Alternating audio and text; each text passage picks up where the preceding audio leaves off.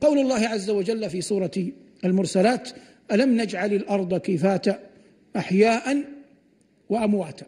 الكفت في اللغة الجمع والضم. ويذكر عن الشعبي أحد الأئمة رحمه الله أنه مر على القبور ونظر إلى القبور ونظر إلى البيوت، فلما نظر إلى القبور قال: هذه كفات الأموات، ولما نظر إلى البيوت قال: هذه كفات الأحياء. وتلا الآية: ألم نجعل الأرض كفاتا أحياء أي على ظهورها، أمواتا أي في بطنها.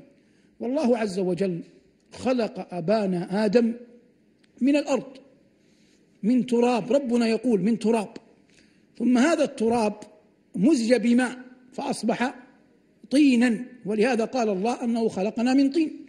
ثم هذا الطين ترك دهرا، ترك فترة، فأصبح فخارا، لو قرأته يحدث صوتا، ولهذا قال الله: من صلصال كالفخار.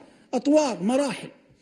ويقول بعض أهل العلم كما ذكره ابن الجوزي وغيره أن الأرض التي قبضت منها القبض التي خلق منها آدم، قال بعضهم إنها من عرفات، والعلم عند الله إن كان هذا صوابا أو غير صواب، لكن قالوا كل واحد فيه الفطرة يحن إلى عرفات. المراد سأربط أول كلامي بآخره، وهو قضية أن الناس خلقوا من تراب.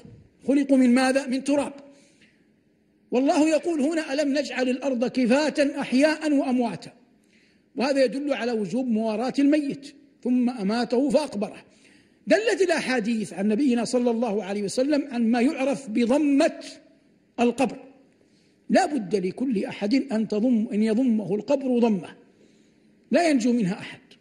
والنبي عليه الصلاة والسلام دفن سعد بن معاذ سيد الأوس، وسعد بن معاذ عندما مات وارتفعت روحه إلى السماء اهتز له عرش الرحمن، ومع ذلك لما وضع في قبره ضمة القبر، فقال صلى الله عليه وسلم: إن للقبر ضمة لو نجا منها أحد لنجا منها هذا العبد الصالح. وورى عليه الصلاة والسلام صبيا صغيرا ثم قال: إن للقبر ضمة لو نجا منها أحد لنجا منها هذا الصبي. فلا مفر من أن القبر يضم الميت أول ما يدخل إليه. الآن نربط هذا الحديث مع قولنا أن الإنسان خلق من تراب. الأرض لما خلقنا منها أصبحت أمنا، فإذا وضع الإنسان في قبره كأنه عاد إلى أمه. فالأم أصلا إذا غاب عنها ابنها تضمه. يأتي هنا شرف الطاعة وذل المعصية. فمن كان طائعا يكون ضمة القبر له رحمة لا تلبث أن تنفك، تضمه ضمة قد يجد شيئا من ألمها كما يجد أحدنا ألم المرض، ألم فقد الحبيب، ألم الموت، ثم تخلي عنه. تأتي طاعته فتجعل الأرض ترفق به. والكافر عاذنا الله وإياكم، فإذا وضع في الأرض فإن الأرض تضمه باعتبارها أما له، لكنها لما تعلم أن الله ساخط عليه وأنه متلبس بالمعاصي تضمه ضمة تختلف منها أضلاعه كما دلت عليه الأحاديث. فهذا وجه الربط ما بين الضم ما بين قول الله عز وجل: ألم نجعل الأرض كفاتا أحياء وأمواتا. كمنزع فقهي في الآية، معلوم أن الله عز وجل يقول: والسارق والسارقة فاقطعوا أيديهما جزاء بما كسبا نكالا من الله والله عزيز حكيم. وأهل الفقهاء يقولون إنه حتى يقام الحد لا بد من شروط.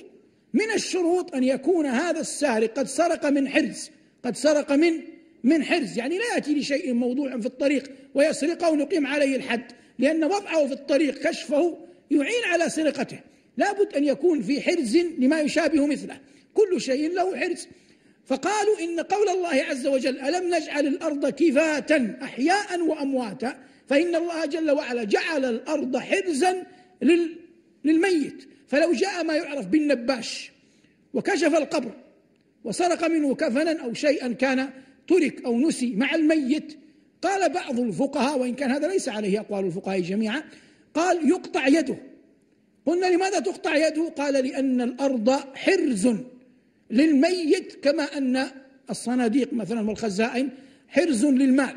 لكن كما قلت هذا ليس عليه كثير من أهل العلم، ويبين في موضعه، لكن المراد قضية كيف يستنبط الإنسان الفقه من القرآن. كذلك أن الإنسان يقص أظافره، هذه القلامة التي تقص الأفضل مواراتها في الأرض، لأن الله قال ألم نجعل الأرض كفاة أحياء وأمواتا، وهو ما يقص من يدك من أصابعك هذا شيء ميت منزع لا حياة فيه لا روح فيه، فالأصل أن يدفن في الأرض. وفيه دلالة كما قلنا من حيث الإجمال على وجوب مواراة الميت، وقد دلت سنة نبينا صلى الله عليه وسلم على وجوب مواراة الميت وإكرامه بعد غسله والصلاة عليه.